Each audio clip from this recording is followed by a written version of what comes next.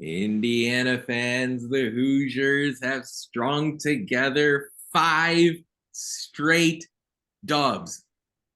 High five. Indiana 5-0. I don't know what to say. The Indiana Hoosiers, 5-0. the Hoosiers are a juggernaut right now. By the way, 5 wins, 4 of which have come by double figures. That's really hard to do in a very competitive league. Of course, the one that was a nail biter is the game against Minnesota. We're going to dive into our main takeaways from what we saw this past week, preview 2 fascinating matchups against Maryland and Purdue, and so much more here on episode 281 of the Hoosier Sound, where we are the official podcast of Indiana HQ.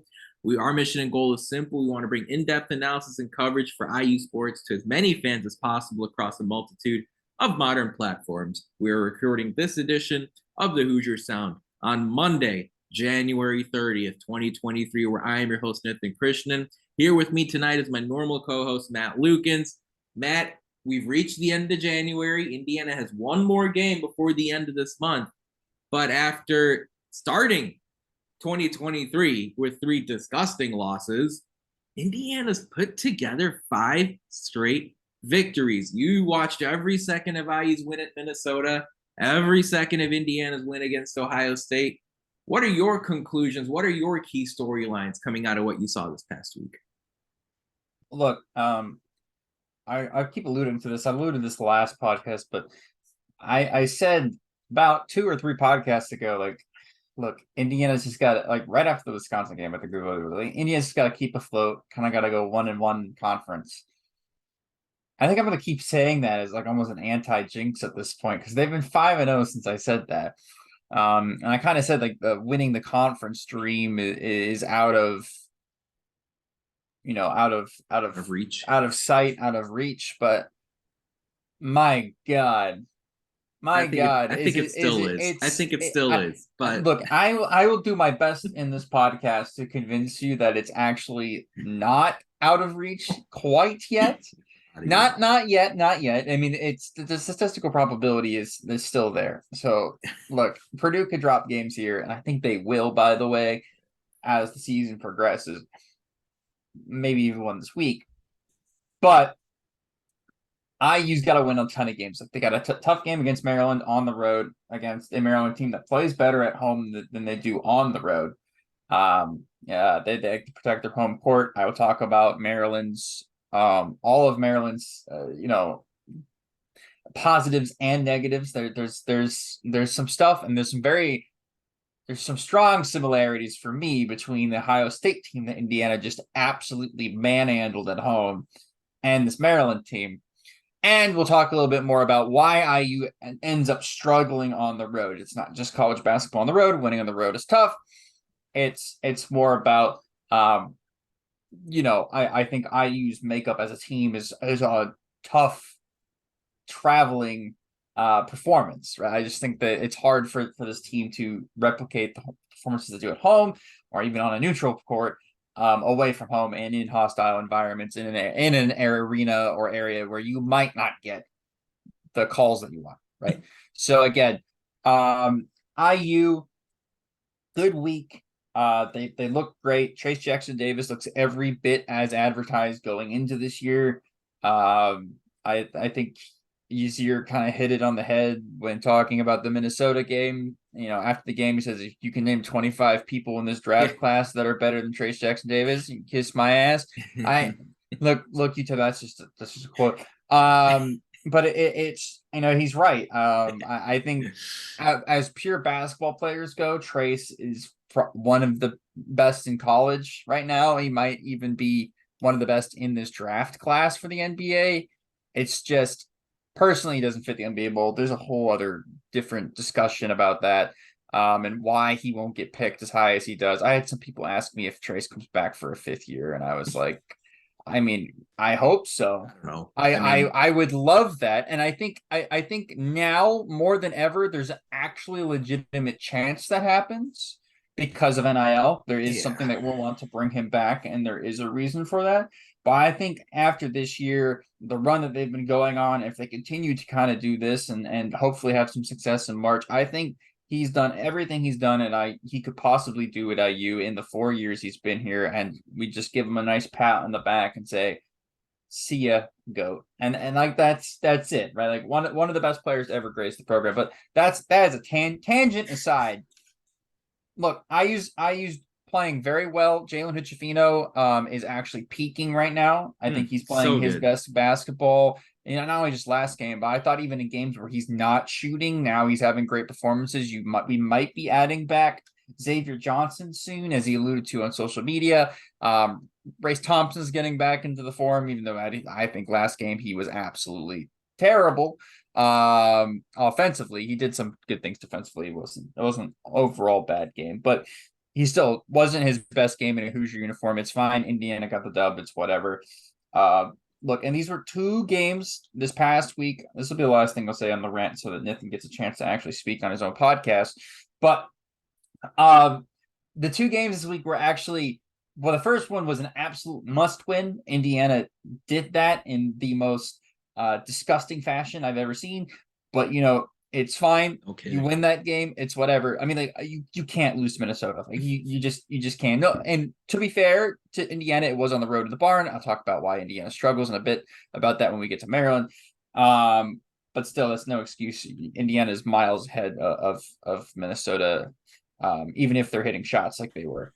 And then the second thing is Indiana went home to a reeling Ohio State team that got back some of just assuming one of their key players. They have I think Ohio State's got 5 starting players that are of high top 10 caliber. Yeah, right? I agree. I think really any of those guys you can swap and pick them and put them on other top 10 teams in the country, by the way, and they would start. There's Sensabaugh, you could throw him into Kansas State. You would play at Kansas State. You could throw even McNeil. You could throw McNeil on Purdue. You'd play at Purdue. Like these, they would play, and they play a number of minutes on all these teams that I'm mentioning that are top 10. Alabama, you could probably insert half their damn team. But they don't play well together as a 5. Like there's just a disconnect. That's obviously just been a terrible coaching job so far this year by Chris Holtmann. I think if you ask any Buckeye fan, they will tell you that he's been bad. I think even if you're a casual basketball viewer, you can just see the talent that this team has and realize, again, their coach is not getting the best out of the team. Absolutely not. And so again, we're sitting here at home playing a team that is going to space the floor against Indiana and hit shots and is reeling. And Indiana teams of the past would have lost this game. 100%. And Indiana came out and they actually hit a kill shot on them at the end of the first half. How about straight that? up just went on like a 15-0 run. 15-0 and then 17-0 after the first 17-0 after the first basket of the second half. But 17-0 run, just absolutely put the game out of reach. It was not even close after that. And again, that's a sign of this team improving, because earlier in the year we saw Indiana lay a kill shot at Iowa. Again, there's a lot of reasons why Iowa came back in that game and Indiana couldn't muster much of a defense, but it was like those candles that re-glow after you blow them out. That's what happened in the Iowa right. Yeah, exactly. Yeah. It was the fake birthday candle that lights up and then it's like, haha, you blew it out. Nope, it comes back. Just kidding. Yeah. So again, IU didn't do any of the fake birthday candle this time and ended up actually pulling out the victory and got some interesting people some game time. So if you want to talk about that, I guess I'll let you kind of talk about maybe Caleb Banks emerging late in the season as a piece that could possibly help this team. Yeah, I know, right? 2 crazy instances at Assembly Hall on Saturday night. The scoreboard almost crashing down to the court and Caleb Banks getting playing time. I'm not sure which one's more interesting. I mean, there's so many twists and turns to that game on Saturday night. The refs were mic'd up. It was just a primetime Fox game. All the makings of something strange. And that Minnesota game was extremely strange on Wednesday. I don't know. I have a question for you. Do you think they mic'd up the refs because they've seen on Twitter that Indiana fans are 100%, laying 100%. This into wasn't. Fox yeah. has Pac-12 rights, Fox has Big East rights, Fox has Big Ten rights, and it just so happens that the Indiana Hoosiers at Assembly Hall are the team. That's the game where the refs are that mic'd gets up. the mic up. Yeah, no, I Yeah, think okay. that Yeah, was yeah, yeah. They clearly didn't even targeted. trial this under my understanding. They didn't even trial this in the women's game. They didn't trial this in a non-conference game. This is, I think, the first time in Ohio State, Indiana at Assembly Hall was the call. The only reason I mentioned the women's game is because Fox has mic'd up coaches before, and they tried that out in women's basketball before they went into the men's game. Overall, with Indiana, it's funny, Indiana's most prominent outlet, Indy Star, and then Indiana's most prominent podcast, the Assembly Call, both mentioned that after Saturday night, hey, how about Indiana fighting through a slightly off night from Trace Jackson Davis?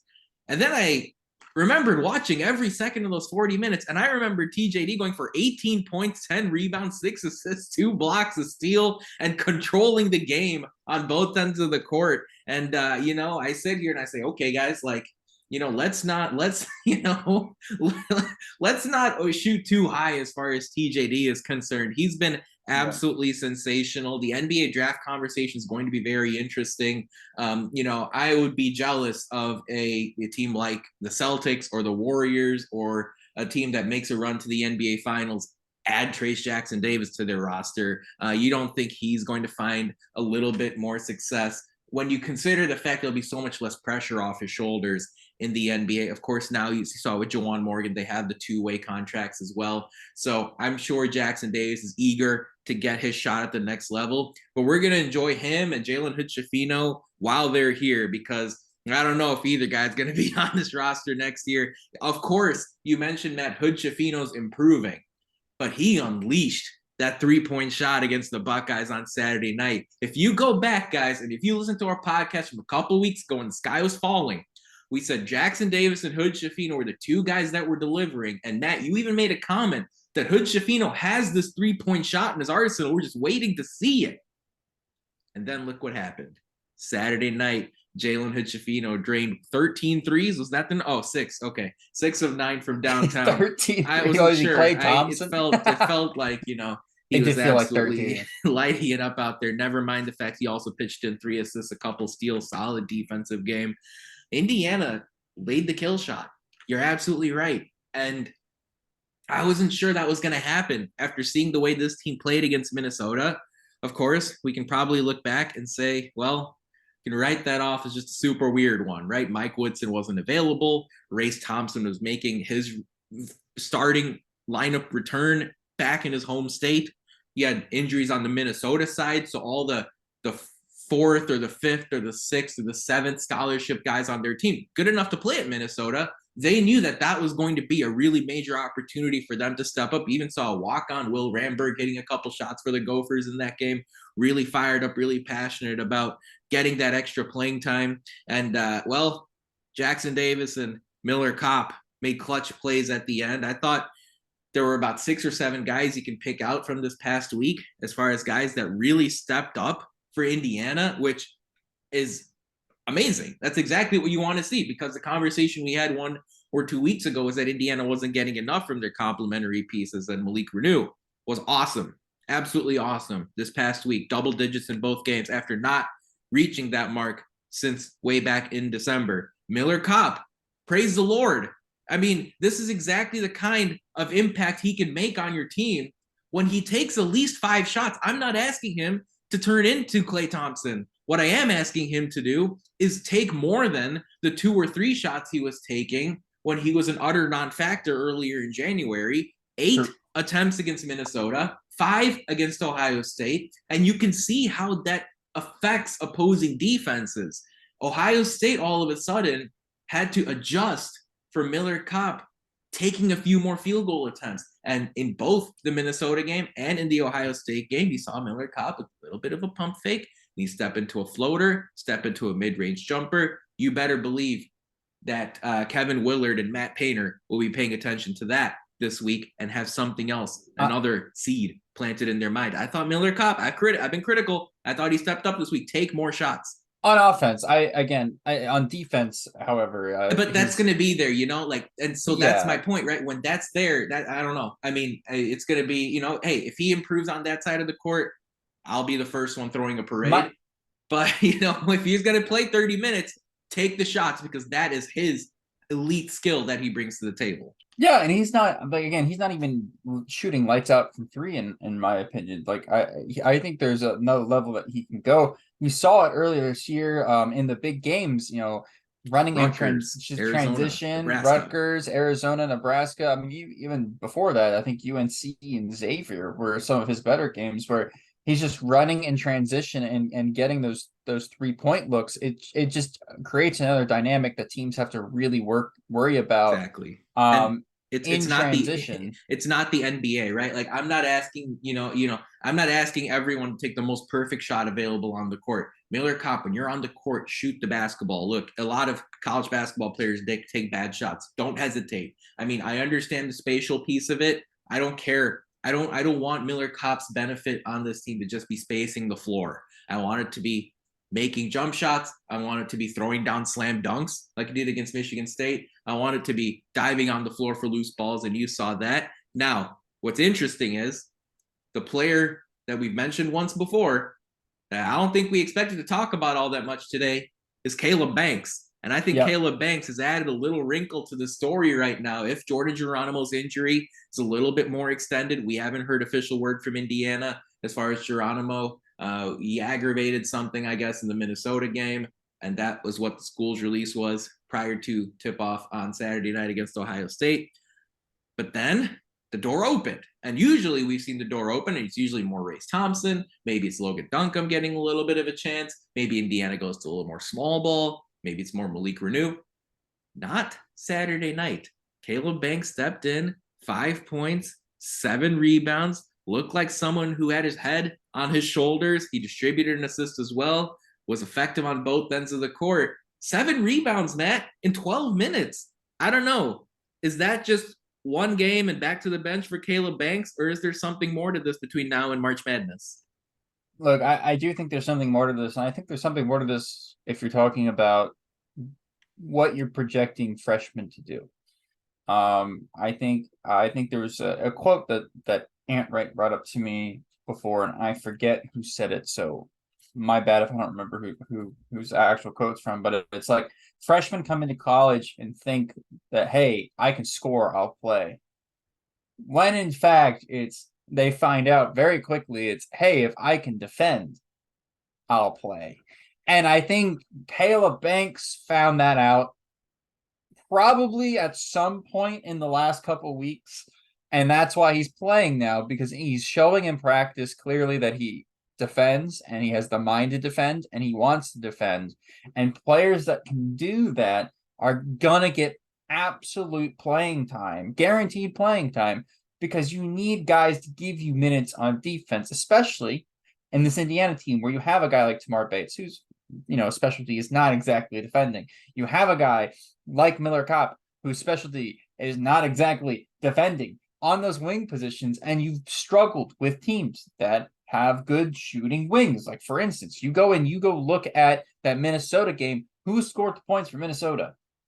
In big time spots, it was Jamison Battle. We didn't have a single person on the roster that could Oh guard yeah, Jamison Battle. late in the shot clock. I remember getting And cold so cold sweats just thinking about it. exactly. So again, bringing a guy on that has like that similar mold to Battle, that similar, a positional physique, Yep. right? That you can bring on and have him guarded and give you good minutes, is great. And then the second thing he does that's not, I mean, it's defending, but it's not really defending, is rebounding. This guy was a menace on the boards. In traffic. Against Ohio State in traffic. He did not care. That for me, again, and we were told, by the way, at the beginning of the year that this guy is a walking basket, right? That like he has a magnetic ability to get the ball in the rim. Like he takes some shots and you're like, oh, don't take that shot. And then the ball goes in. That was what the coaching staff told you before the year. And then you add on his ability to play defense. This guy is going to have a very bright future for Indiana. He's only showing small glimpses of it. Again, he's got the build. Clearly he's got the attitude. Now he's just got to go and actually work on his game. From what I know, the biggest grinder on the team is Tamar Bates. So you might want to partner up with Tamar for the next 6, 7, 9 months basically and get that grind on, because he could be somebody. Look, this year he might just be a emergency, pull the hatch if you need an extra defender guy, but projecting forward to this roster next year, he could end up like promoting himself into the starting lineup next year, if he continues to play this way, and continues to develop in the way in which he is. Yes, this is one game. I could be completely and utterly overreacting. You guys are completely right. But again, I have to credit the staff on multiple fronts. One, for giving the guy the shot that he needs to kind of go and show what he can do. And the second thing is the development on the staff is miles ahead of what it was on Archie Miller's staff. You go and look at, we talked about this previously, Trace Jackson Davis himself, who by the way is a senior, developing as a playmaker in his 4th year in college. Incredible. Usually there's not a super jump in production from junior to senior year. It's more about just fine adjustments. No, straight up Trace is having a complete and utter what's the secondary, a renaissance. Yeah, he's having a bit of a renaissance as far as his playmaking's going. You go and you look at Miller Kopp, for all his frustrating stuff on the defense, has become a much more dynamic player on offense, and he's a better shooter this year than he has possibly ever been in the history of his career. Tamar Bates is a better shooter now than he was last year. Jalen Hood-Schifino is a better player than he was when he stepped on the court in his first game at Indiana as a freshman. Malik Renew is a better player than what he was at the start of the year. If you want a good laugh, look at the improvement Trey Galloway has made. Exactly from downtown since he started before this year, and then when you take this year into the picture, it's pretty hilarious. It's hilarious, but it's sad because Archie Miller recruited these guys because he knew they could be really good players. Exactly. And we knew in high school that Trey Galloway was a good shooter. In fact, he was a 40% shooter in high school, and that usually projects to you being a half decent shooter in the college game. And he has done nothing but struggle. He did nothing but struggle under Archie Miller shooting the ball. In fact, so much I wrote him off as a shooter. I was like, my initial thought on Trey Galloway coming into the season, and even like going into last season as well, was forget offensive contribution. Right? I just want Trey Galloway on the court because he can defend and he can maybe poke the ball away and he can maybe move the basketball and bring energy.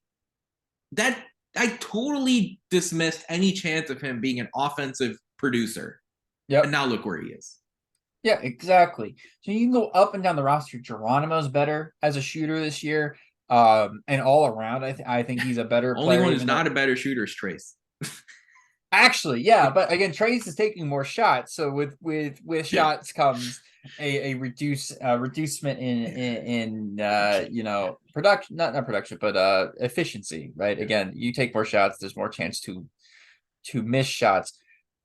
I think it's crazy when you look at the night and day difference between what the staffs have been doing with the players. Yeah. And it's funny too, because I believe that Woodson kept the same player development coach from Archie, and now he's on the bench. Is it oh my god, what's Brian Walsh? You're talking about Brian Walsh? Yeah. So Brian Walsh was the development coach under Archie, and then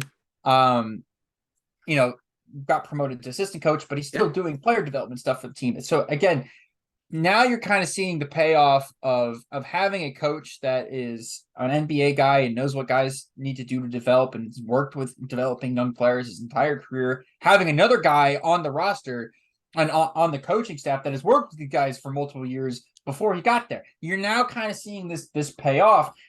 And this is only a good thing for the future of the program. Now, you can talk about Woodson's stubbornness when it comes to lineups. You can talk about the stubbornness about when it comes to there's not stubbornness though, because guess what? Like, he was the one who, in contrarian fashion, started Jordan Geronimo to spark Indiana's winning ways, and in contrarian fashion, played Caleb Banks on Saturday. So, Woodson knows who his core is, but he's found ways, and he mentioned it post game Saturday night.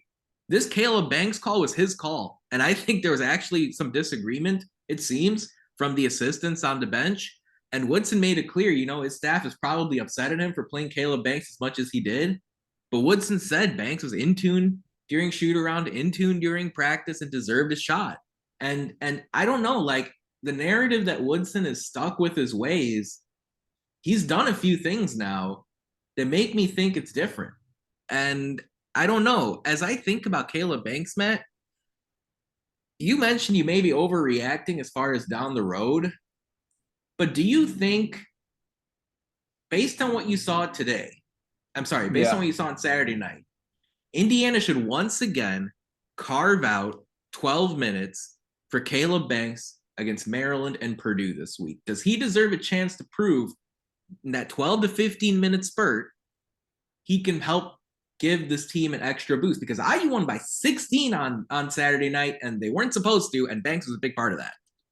Yeah, they should give him minutes. I'll tell you something else I was definitely impressed by, and that was Malik Reneau. It's been a couple games since he's been good too. I like him playing next to Trace, actually. And I think at the beginning of the year, if you had told me that Malik Reneau and Trace were going to play on the floor together, I was going to be like, you're crazy. Like, they're both fives. Like, they're both college bigs. Like, why are we playing two bigs again? Like, come on now. But IU looks better when you have two really good passing bigs on the floor. And with Race Thompson still coming back from injury, not looking himself, actually, for the most part this year, he hasn't been great. Even when he was healthy at the beginning of the year, everybody was kind of like, is Race Thompson 100%? Like, what's happening here? By the way, if you see my light flickering, I'm sorry. In the YouTube. But anyways, like, what's happening here? Reneau's passing, he's had a couple times where he's lobbed the ball to Trace. Beautiful passes. He hit a 3 in the Ohio State game. Yeah, he did. Late on in the game, obviously no pressure, whatever. But it's nice to put that on tape. And he's a good rebounder for a guy his size. He works angles really well. He kind of is very fundamental when it comes to boxing people out and actually getting the rebound in two hands every time. It's so nice. He'll volleyball if there's a smaller guy underneath him. Yes. He's not afraid to kind of volleyball it up just so he can get a better angle at it for the second one. You often see Trace will just grab the rebound and then the smaller guy will poke it away. When you're kind of taught, if it's a smaller guy on you, you're supposed to kind of tip it up and then grab it again. That kind of play and that kind of fundamentals is what has me super excited about him, but is the reason why he's also playing right now. There's a definite upside to him.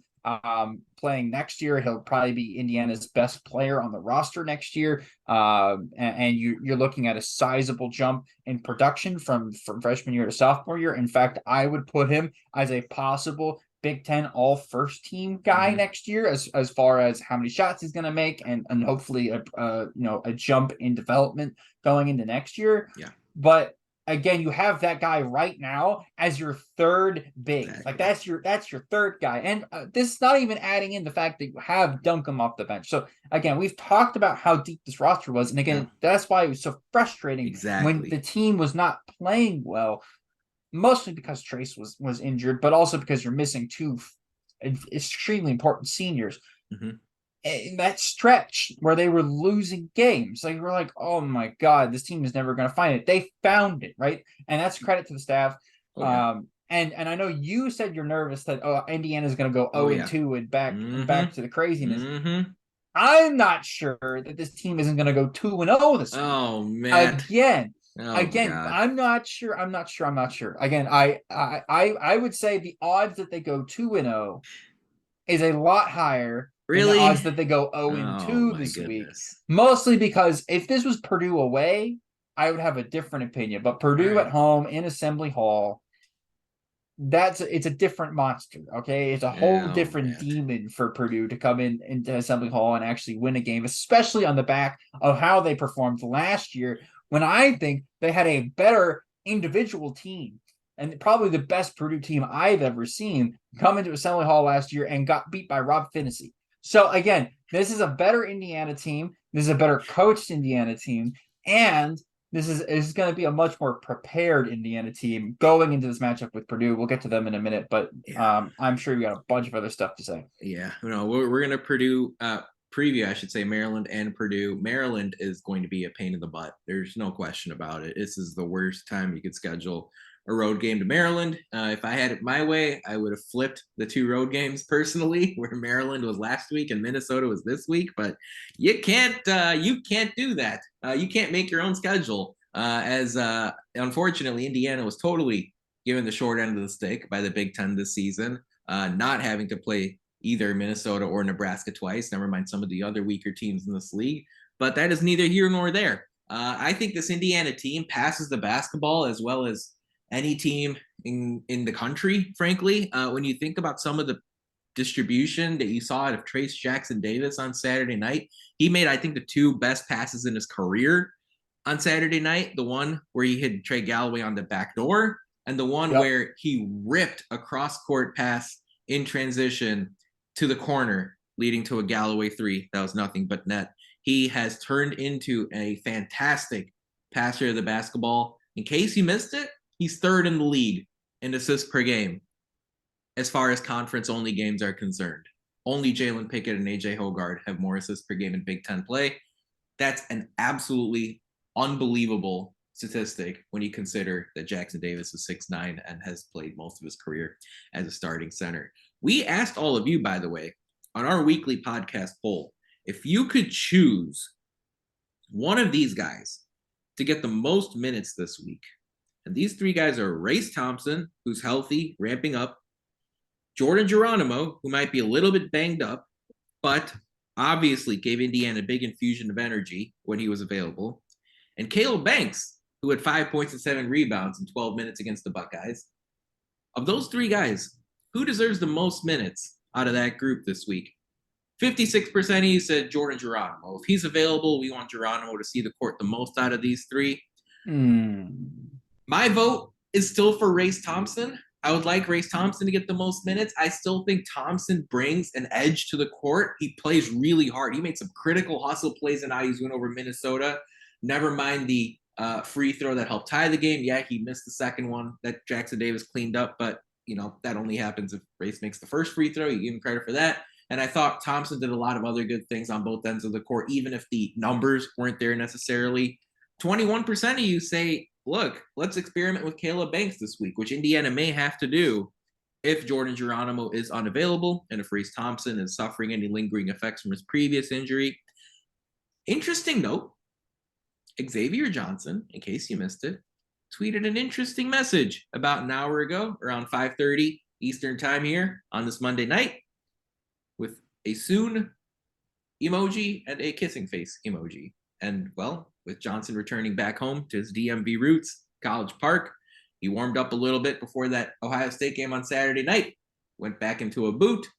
We'll see if Xavier Johnson gets a little run on Tuesday night in College Park. Reminder, folks, if you haven't voted yet in our weekly podcast poll, make sure you do so before tip-off on Tuesday night, because I'm curious to hear what you all have to say about whether it's Race Thompson, Jordan Geronimo, or Caleb Banks that deserve the most minutes. How about this comment from Chase? He says he likes Race, and he's proud of what Race has done for this team, but the knee issues holding him back. He says Jordan Geronimo is a freak athlete that has emerged as an offensive threat and rim protector on defense, and even Banks has a high ceiling from what we saw against Ohio State. We don't know the full story behind Race Thompson's injury. All we can hope for is that he makes a full recovery as soon as possible. Before we get into Maryland and Purdue previews, it's time for Who Won the Week this past week in IU sports, and how about Indiana's women's basketball team, ladies and gentlemen, as the Hoosiers ran off 3 wins, 2 of which came against ranked teams, the other one of which came in a 23-point fashion over Rutgers. The Hoosiers stomped Michigan, Ohio State, and the Rutgers Scarlet Knights.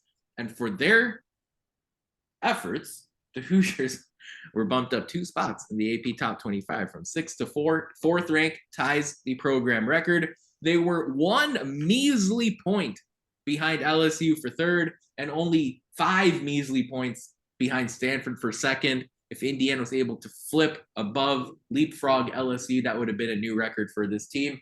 But as all of you can pretty much deduce naturally, if Indiana is considered to be a top 4 team in the country, well, that lines up pretty well for them getting 1 seed treatment as far as March Madness is concerned. And hopefully they won't have to go play UConn in Connecticut like they did last year. Folks, if you'd like to subscribe to our podcast for free, all you have to do is search for the Hoosier Sound wherever you listen to podcasts. Stay up to date with all of our information by following us on Twitter at Indiana HQ and at the Hoosier Sound. If you enjoy our show, this part is important. Leave us a review. Tell a friend. Share our links.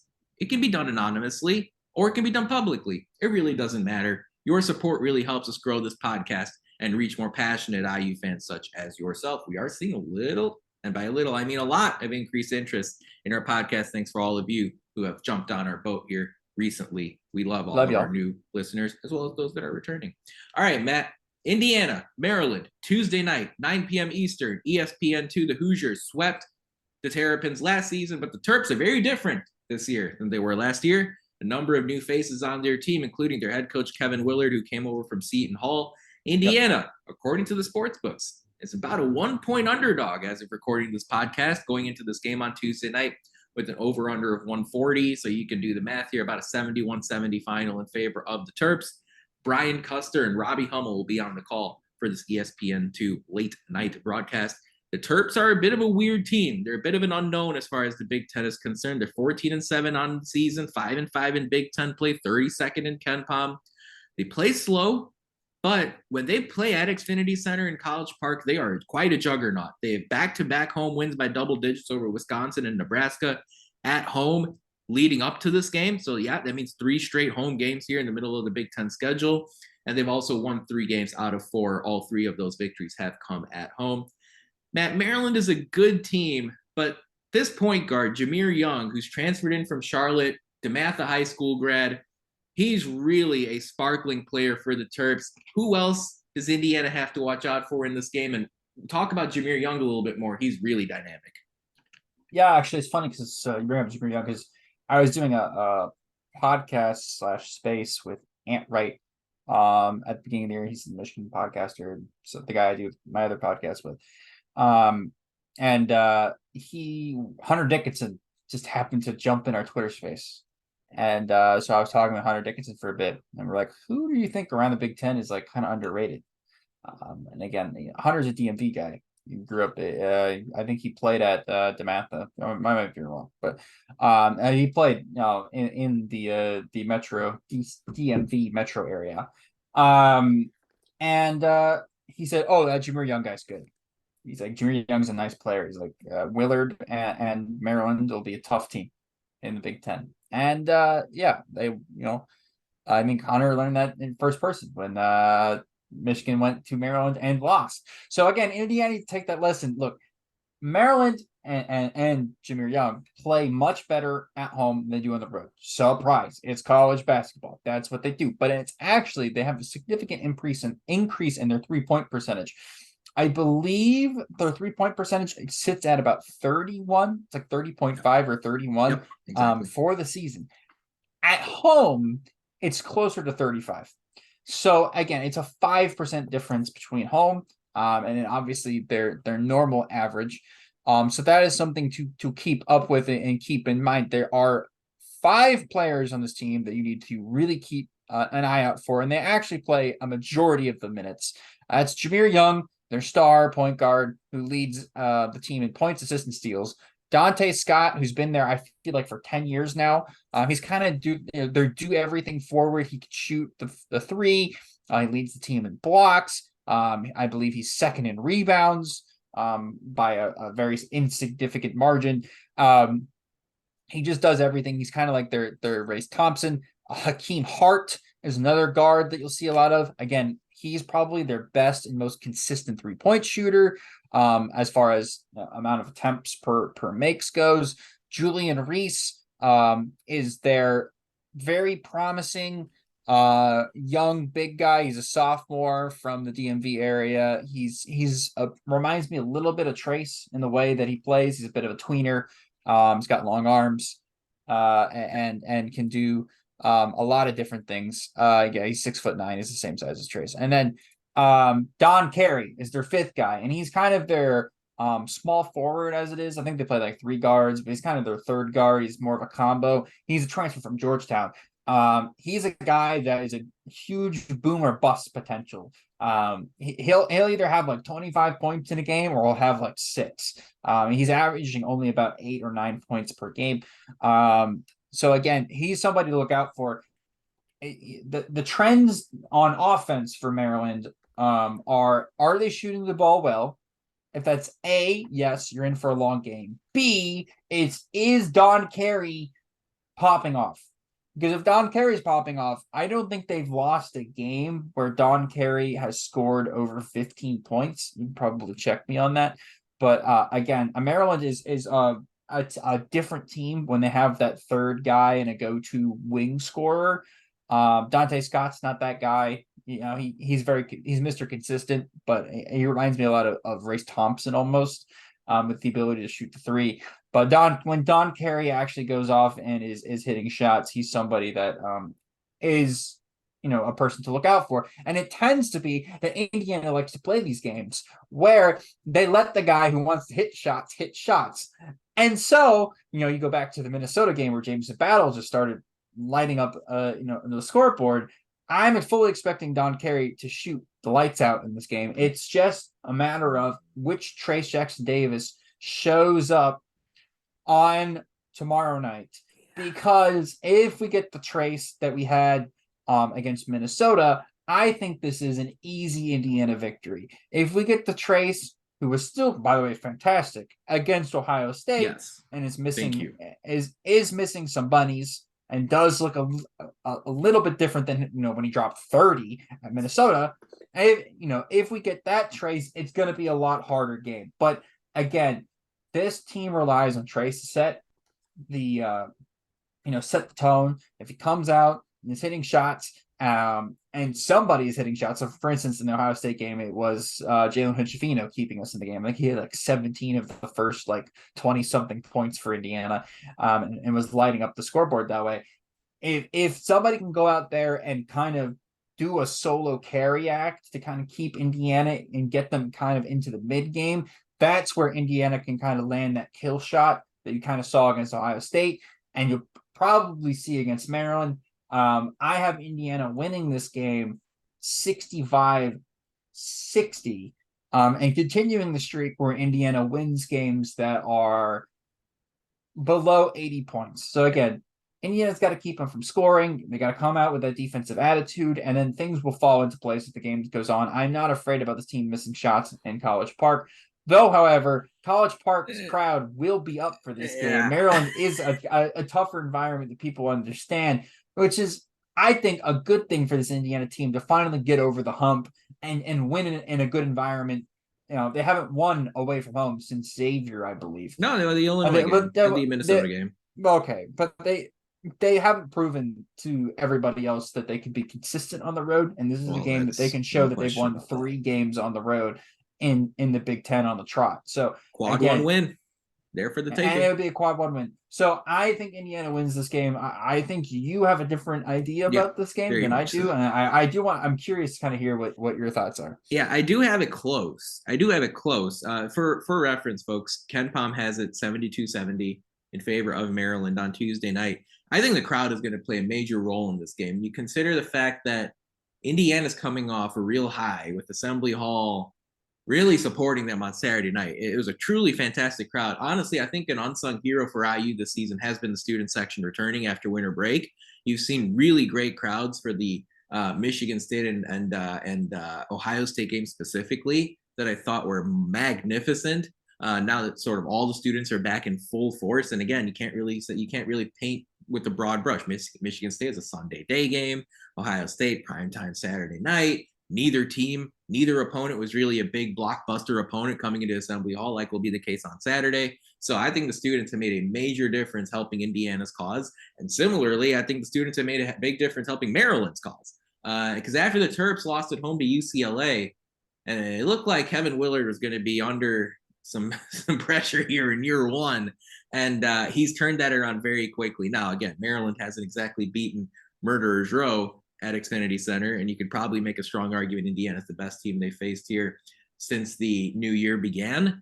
But as you pointed out, Matt, this is a Maryland team that shot 34% from three since the new year started at home, 25% since the new year started from three on the road. And your point there, Hunter Dickinson, you're right. He's a DeMatha guy. DeMatha High School, by the way, where Victor Oladipo went to high school.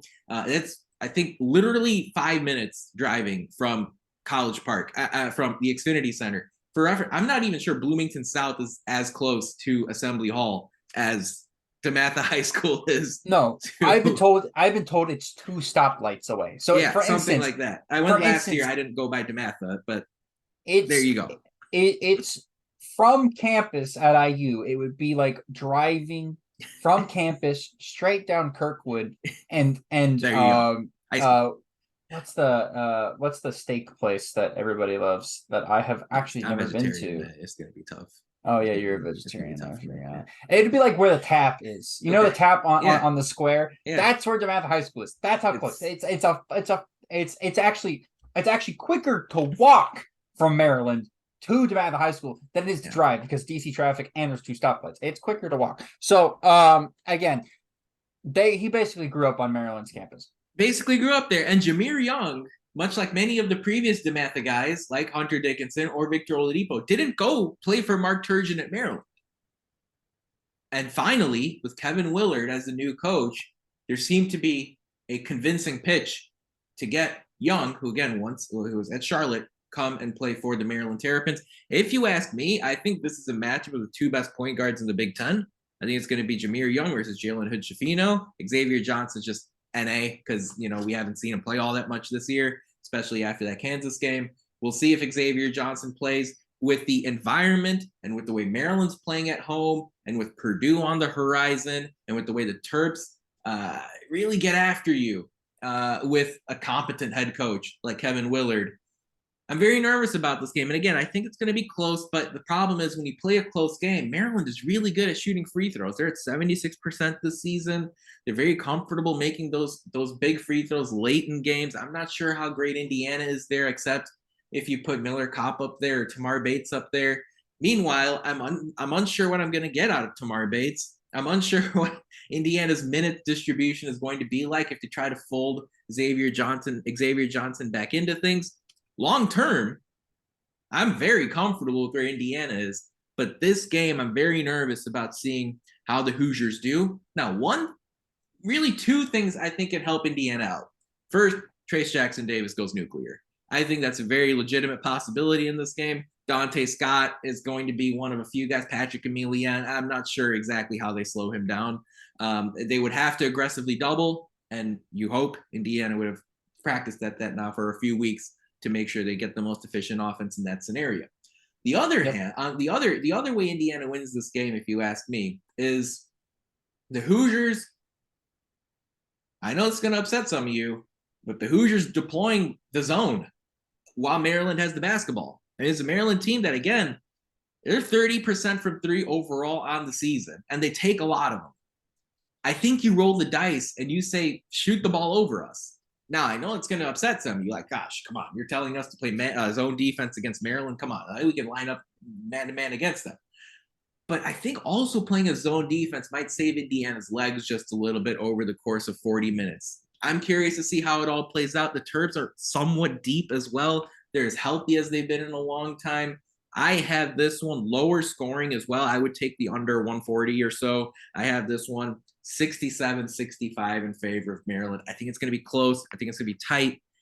But I know, Matt, I know Indiana fans aren't going to like it, but I think I'm going to have the Terps losing this game. Any final thoughts from this Maryland matchup? Again, I mean, Terps winning Eastern, the game?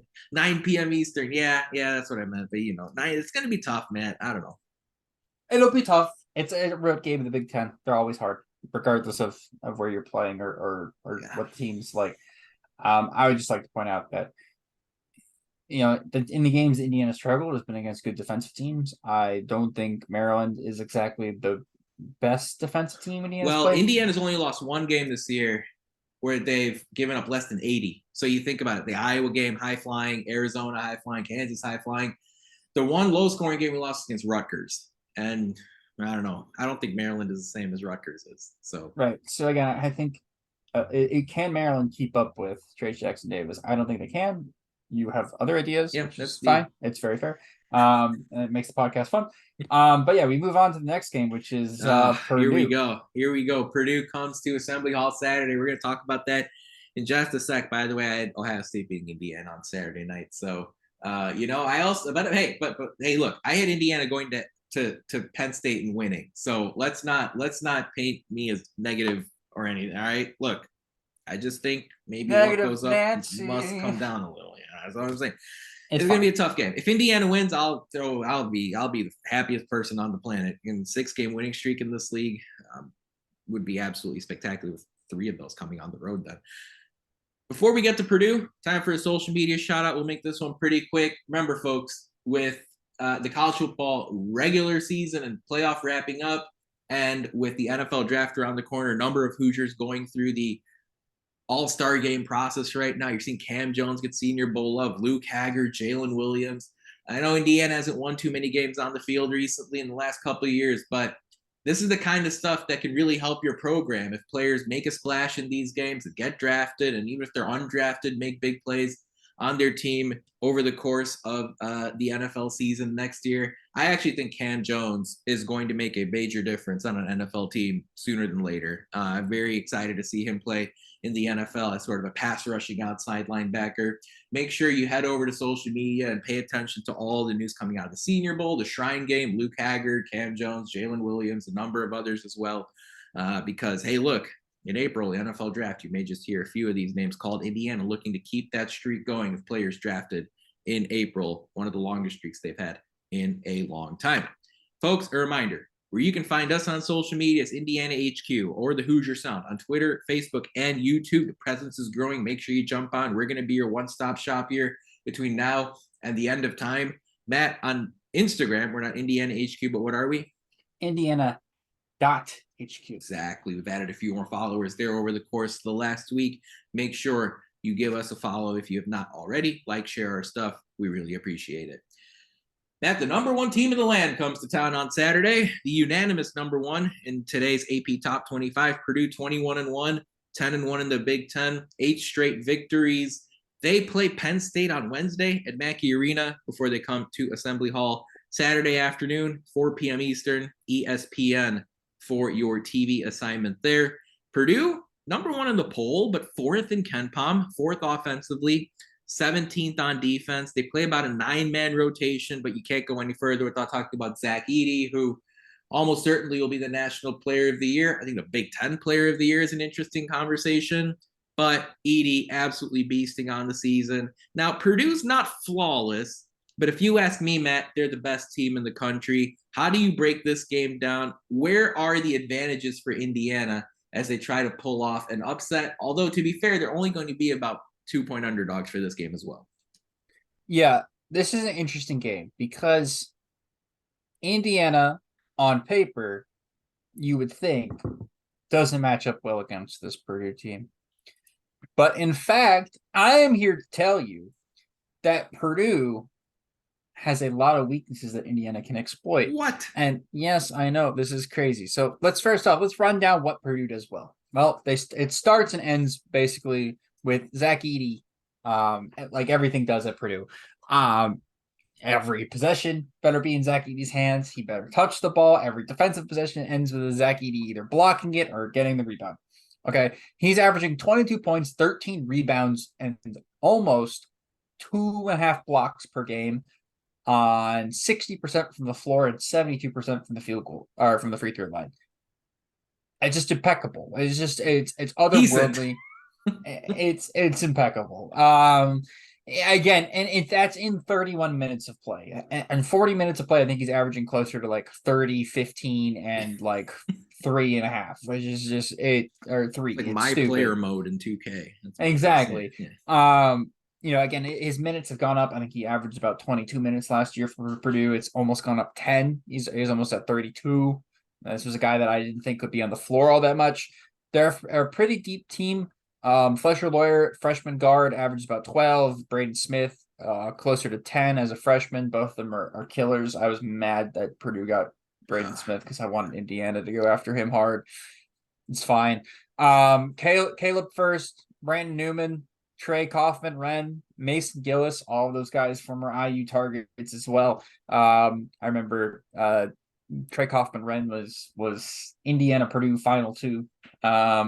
So again, these are all guys that not only just very familiar with Indiana, but the guys at Indiana are very familiar with. Most of them have played in Indiana high school basketball and or have played at Purdue for multiple years.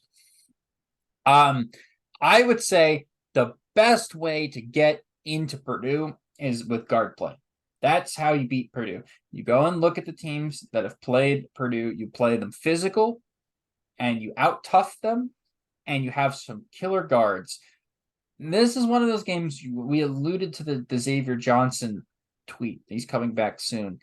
I think if he can get back and play 10 minutes this game, I think Indiana has a much better shot.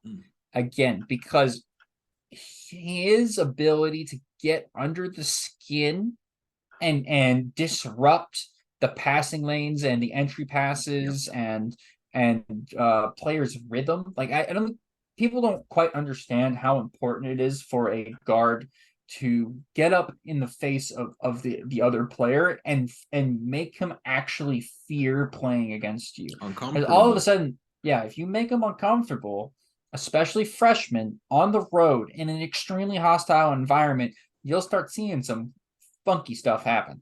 And I think this is the game where if Indiana really wants to win this, the crowd is going to matter so much because getting under the skin of their second and third best players and their most important players, Braden Smith and Fletcher Lawyer, is very important. Again, they have David Jenkins who comes off the bench. They have Brandon Newman who are a bit more experienced, but they're guys that don't have the same it factor that Braden and Fletcher have. That's why they're playing this year. You can get into Edey as well. When he gets position on you, he's almost unstoppable. Unless you quickly double on the catch. And you have to force him to catch low and not high because he's so damn tall you can't get to the ball. But if you can stop him from getting to position like Bryce Thompson can, you have legit upper level lower body strength, but like upper percentile lower body strength, you can force him further out from the basket. If he starts further out from the basket, Purdue struggles because they're unable to get that leverage that Edey provides if he catches the ball within 5 feet of the basket. So again, you got to make sure that Edey can't get close. This means you're going to probably, I think Bryce Thompson will end up probably being in foul trouble this game. I think you go everyone and look will. At the fact of the matter is Geronimo. Purdue has one of the biggest discrepancies in the country this year as far as number of fouls they commit versus the number that get called on them and versus the number of fouls that they draw, and it's in favor of Purdue. Indiana really has to rely on their depth for this game, and I think that's going to be a big key here, Matt, if Indiana has to win. Yep. So again, the strength that Indiana has that they can provide is one, depth. Two, I think they have, if they get Xavier Johnson back, especially more experienced guards, and experienced guard, again, a home field advantage, right? A home court advantage. And then you add in the fact that you have somebody that has experience beating Purdue in Trace and Race and Miller Kopp and the rest of these guys. Gonna be an absolutely banger game. It'll be close. And I believe last time Edey was at Assembly Hall, he struggled actually shooting in that environment. I believe he had a down game as far as his shooting percentage goes, and I expect that to be the same in this game. So if Indiana, if Edey misses, Indiana's got to rebound well and make sure that Purdue doesn't get second opportunities. Every possession matters this game.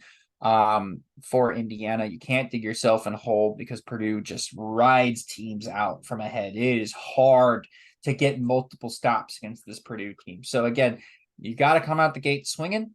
It's going to be a tough game. They're number one overall team for a reason. But I have Indiana actually winning this game again. That's 2 wins this week. I think Indiana wins this game in an absolute barn burner. 75-73. You're out of your mind, Matt. This is absolutely ridiculous. I mean, Indiana will be in it. Indiana will be in it because of Assembly Hall. This Purdue team is just a whole different beast right now. I mean, I don't think they're going to lose a game between now and March Madness, in all honesty. The way I watch this team, they work off of each other so well. Edie is the focal point, obviously. But the way Smith and Lawyer and Gillis and Morton and Kaufman and Jenkins and Newman, the way they just all function as a collective unit, they'll be tested. This game is the toughest game the rest of the way for Purdue. If you look at KenPom until March Madness starts. With that said, though, Indiana will play hard, but Indiana, I don't think will have enough gas in the tank. And Purdue's a team that if it is a close game, Purdue goes out, makes 75% of their free throws. The angle here Indiana might be able to expose is that Purdue does turn it over. And if Purdue does turn the ball over, you really have to take those mistakes and convert them into points on the other end. Indiana struggles this year as far as points off of turnovers are concerned, especially in your big games. You got to be sharp with the basketball. You have to win the turnover battle if you're going to come away with the win in this game on Saturday afternoon, because not only do you have to force the mistakes, you really have to take them to the other end and convert them with the basket, with a layup, with a three, or with some free throws and get Purdue into some kind of foul trouble if you can. The big matchup here, I think it's going to be straight up Trace against Zach Edey. And, Indiana doesn't have Michael Durr. Indiana doesn't have a 7-footer they can bring off the bench. And so Trace, remember last year, he picked up 2 fouls very early in this game at Assembly Hall. I don't know if you can go small against this team. I think Trace just has to use that athleticism and make Zach Edey really uncomfortable. And if he's able to do that, and if Edey stays with him, if Jackson Davis can distribute to his teammates, and then his teammates can make shots, we have an argument. But not only, to me, does Jackson Davis have to at least hold serve with Zach Edey, I think Jalen Hood-Schifino has to be the next best player in this game. I don't think there's any argument here. If Indiana is going to win this game, Jalen Hood-Schifino has to be better than Foster or Lawyer, has to be better than Braden Smith, has to be better than David Jenkins. I think that's Indiana's best path to win this game. Otherwise, this is a Purdue team that's going to make threes. They're going to make free throws. They dominate the foul game, but they rebound the basketball. But if you can ride the crowd and Trace Jackson Davis and Jalen Hood-Schifino, I think that's the path here for Indiana. Matt did point out very smartly, when you look at the game Purdue lost, which was the game at home to Rutgers earlier this year, it was a matter of Paul Mulcahy and Caleb McConnell and Cam Spencer, the guards on Rutgers, really causing problems for Purdue. It wasn't really much of Cliff O'Marie in that game. It was a lot of those guards making a big difference. And when I look at Indiana, it's the same story. I think Jalen Hood-Schifino has to be the second best player in this game. And I think either Xavier Johnson or Trey Galloway, more likely Trey, I'm assuming, given he's probably going to be the one at full strength, being a real multi-dimensional player. I think about that game Trey Galloway had last year at home against Ohio State. I need to see that kind of performance from Galloway against Purdue here on Saturday. I have Purdue winning this one. Again, I think it's going to be close. I'm actually quite nervous about the stretch of games coming up for Indiana. And once again, I will have more than 1,000,000% happiness to take an L here on this podcast Monday next week. But I've got Indiana falling in this one by a score of 68-64 at Assembly Hall. I think it's going to be another defensive game. I just think Purdue's going to make a few more shots when it's all said and done and come away with a win. I don't know. Maybe I'm an optimist. Nithin, but Well, Indiana's playing well. The problem here isn't Indiana. The problem here is a road trip to Maryland and a home game against, I think, the clear-cut best team in the country, the team that is the unanimous number one team in the AP poll and team that's top 4 in KenPom. I just think Matt Painter has the Big Ten on lockdown, right? Matt Painter has scouted these teams for so long, and even the new coaches are able to get some work done against Painter. Although you can maybe point out that Willard put together a decent game plan for Maryland against Purdue in their more recent game. I don't know.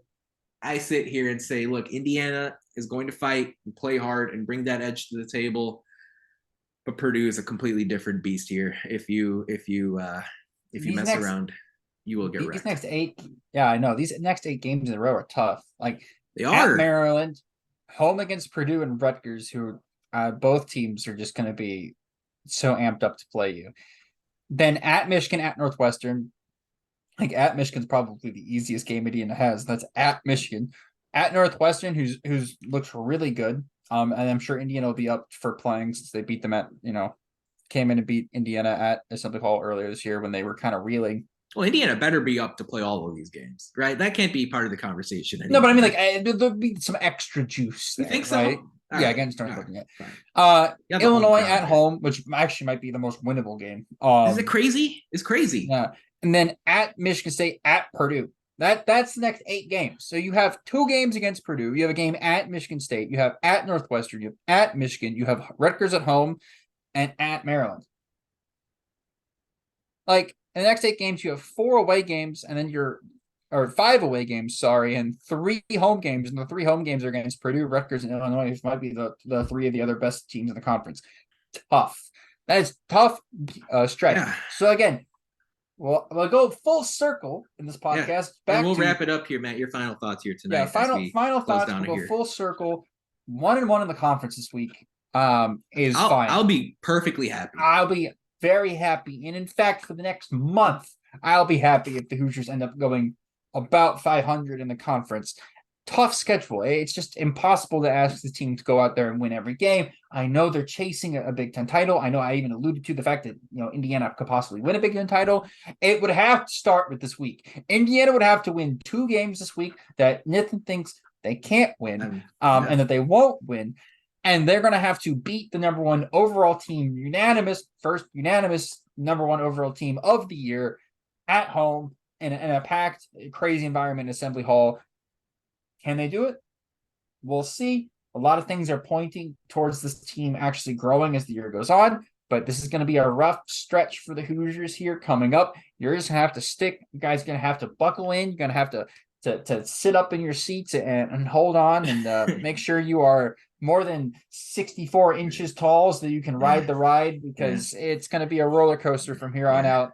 And I'm just glad you guys are here to witness it with us. Indiana's done a lot of good work. My final thoughts are basically, look, Indiana's done a lot of good stuff here the last few weeks, and the issue is it really has sort of just gotten them back to the baseline of what we expected them to do this year, which is be a contender at the top tier of the Big Ten. I think Purdue's in their own level, but again, Indiana right now, I think everyone would admit they're about a top 4, if not pretty much the second best team in the league. With that said, Indiana still after all of this is projected to finish 20-11 on the season, and I believe that's 11-9 in Big Ten play. That's what KenPom says as of tonight, Monday, January 30th. So after all that's been done, right? We're not talking about an Indiana team that's going to go 25-7 on the season, or 24-7, or 25-6. That's possible, but it's highly unlikely. Indiana's going to have to bring an unbelievable level of energy and effectiveness and execution if they're going to come away with 2 wins this week. I cannot wait, I should say, to see how it all plays out. But that about wraps it up for our 281st show of the Hoosier Sound. Thank you so much for joining us. We really appreciate all of your support. To hear more fantastic episodes like the one you heard today, be sure to follow us at Indiana HQ and at the Hoosier Sound to make sure you don't miss any in the future. You can also go to our website, indianahq.com, to find it all in one place. But as always, thank you for listening, Hoosier Nation, and we will see you next time. Peace and love. Go Hoosiers.